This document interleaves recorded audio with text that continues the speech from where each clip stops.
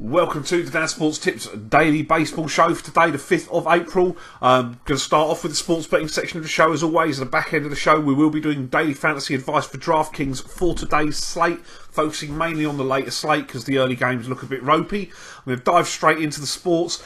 As I say, dodgy day yesterday. We got killed really by that ninth inning run for Texas that made all bets losers. So we are looking 7.85 points down on the year. However, long way to go, and the first month of the season is usually about making profit if we can, but not losing too much while we feel out the season. There are a couple of games I want to play today. I'm going to start with the under in Cleveland at Texas, which is currently at 8.5 total runs. We'll put 4 points on that, and a bigger play today. We're going to take Colorado to beat Milwaukee, and we will take Colorado -2.5 and -5.5 to beat Milwaukee as well. We have two solid pitchers on the hill in Salazar and Hamels for Cleveland and Texas respectively. Obviously Hamels is the more consistent of those two pitchers. I am expecting a low scoring matchup today in Arlington. Both teams do have bats that can hit the ball a long way. However, the last time these two pitchers met their respective opposition today, they did experience success. The key to this bet is going to be Salazar and him not walking too many of the Texas hitters. If he does start allowing free passes early, then he's going to be in trouble, because when that happens, he does tend to unravel and have short outings and allow some runs. But I do suspect he's going to be on today. First time up for the year, he's going to want to pitch well. I like runs, the opposite end of the spectrum in the game in Milwaukee. I was initially going to play the over, particularly with Willie Peralta on the hill for Milwaukee. Then I looked closer at Tyler Chatwood, whose numbers from last year don't really tell the whole story. His home road splits are massive. Obviously, with Coors Field was his home ballpark, that is to be expected. However, on the road, his numbers weren't just good, they were excellent. He will be giving the platoon advantage to left-handed bats in a park that does play well for left-handed power, which is a concern.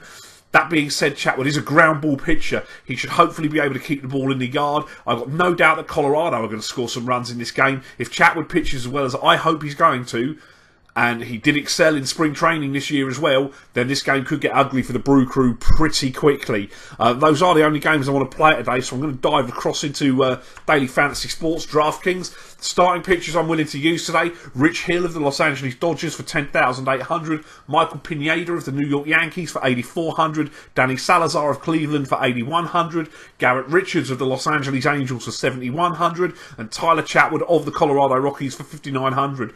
Rich Hill was outstanding last year, earned himself the payday that was not really expected at season's end. He does strike out hitters. He's somebody that we should be looking to take advantage of before the inevitable injury hits him at some point during this season. And the Padres, who actually weren't bad against left-handed pitching last year, are a different lineup now, with a large part of that threat playing their ball elsewhere. Michael Pineda and Danny Salazar are basically the same guy. They are enigmatic, they are injury prone. When they are good, they are very, very good, but they can also kill your lineup before you've even started. Either of them can allow boatloads of hits and runs or leave a start early with an injury. You take that risk for the upside. If they have a good day at this price, they offer incredibly good value. Garrett Richards missed basically all of last year with the feared UCL injury, but looked to be ready to become the ace of this staff prior to that. I don't mind using a pitcher in his first start back from injury, but I do usually look to swerve them a few starts after that one, as the adrenaline often gets them through that first start. That applies for Richards today. His strikeout rate hasn't been bad for his career either. His velocity looked decent in spring training as well. Oakland aren't a lineup that strike out a lot, so maybe there is a bit more limited upside, hence the price being low, but I am willing to use him today. And Tyler Chatwood, a ground ball pitcher who is pitching in a ballpark that does play well for left-handers, who will have the platoon against him today. His numbers last year were excellent away from Coors Field. He had a strong spring training. He offers incredible potential upside at a price of only 5,900 today. There are two stacks that I'm looking at today. The Kansas City Royals, catcher Salvador Perez, 3,700.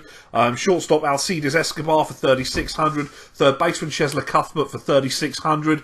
And outfielder Lorenzo Cain, 4,500. If you're playing the all-day slate, The Royals game is the only one that interests me at all, as the weather looks pretty bad for the other games. It's something of a tournament play, this stack, as both pitches at Target Field today are flyball pitches. However, the forecast wind is not going to be helping the bats, and that does negate the advantage somewhat that we have with the Kennedy against Santiago matchup.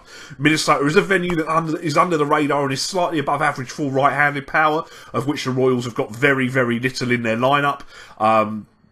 The only obvious power source really is Salvador Perez from a right-handed perspective. The other three are more sort of doubles and gap power with upside on the base pass. But if you are playing the all-day slate, I think that's probably sneaky. And if it does hit, then you'll be in a good spot in a tournament. The other stack I love today is the Colorado Rockies. Outfielder Charlie Blackmon, 5,100. Outfielder Carlos Gonzalez, 4,900. Shortstop Trevor Story, 4,700. Third baseman Nolan Arenado, 5,000. And DJ LeMahieu, who qualifies at second and I believe third, for 4,500.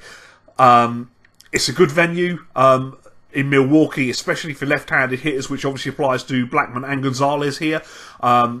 They're at the top of the order, facing Willie Peralta, who's been pretty bad for a couple of seasons now. He does give up home runs. I am expecting runs in the game. I love me some Rockies today.